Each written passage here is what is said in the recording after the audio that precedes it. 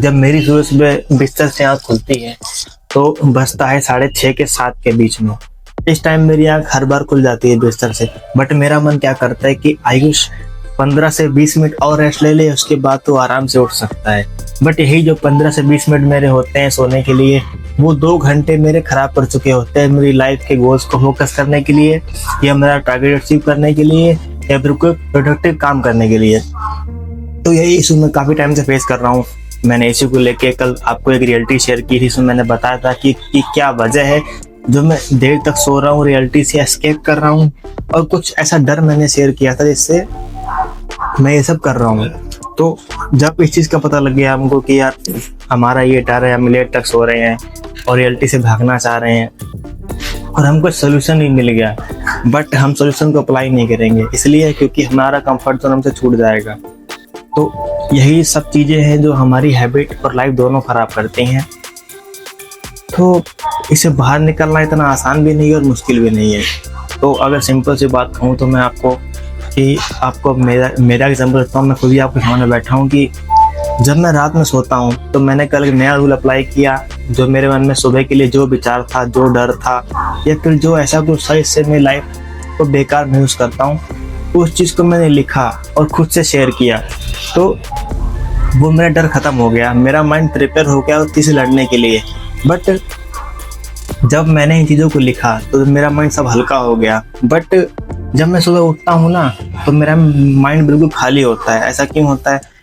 जिसमें हम सबसे बड़ी मिस्टेक कर रहे हैं वही मिस्टेक है। दरअसल बात क्या है कि जब हम रात में सोते हैं हर चीज़ को शेयर करके या फिर लिखने के बाद में, तो हमारे थॉट्स और माइंड बिल्कुल रिलैक्स और जीरो पोजीशन में हो जाते हैं। तो उसके बाद ना हमने कोई सुबह अपना टारगेट फिक्स किया पूरा करने के लिए, और ना ही हमने कोई गोल बनाया कि हमको सुबह उठ के ये वाला काम करना है। तो हम जब माइंड को रात में कमांड दी नहीं कुछ करने के लिए, तो हमारा माइंड हमको एफर्ट नहीं करेगा सुबह जल्दी उठने के लिए। तो यही एक छोटी सी मिस्टेक है, इससे ज़्यादा पीछे रह गया हूँ। मैंने सब अप्लाई किया, अपने डर को फेस करना, ट्रुथ को फेस करना, और साथ ही हम जिस वजह से गलती कर रहे हैं जानबूझ के, उसको भी एक्सेप्ट करना कि हाँ यार हम जानबूझ के सो रहे हैं, इस वजह से हम सो रहे हैं, अगर ये वजह ख़त्म हो गई तो हम जल्दी उठ जाएंगे। तो ये सब करने के बाद भी अगर सोल्यूशन नहीं हो रहा है तो हमारी एक छोटी सी ही मिस्टेक रह रही है कि हम सुबह के लिए गोल्स फिक्स नहीं कर रहे हैं। तो मैं इसी वीडियो में ये बताना चाह रहा हूँ कि हमें एक रूल बनाना चाहिए। मैं एक रूल अप्लाई करने वाला हूँ अपनी लाइफ के लिए कि दरअसल मैं 3 रूल अप्लाई करूँगा।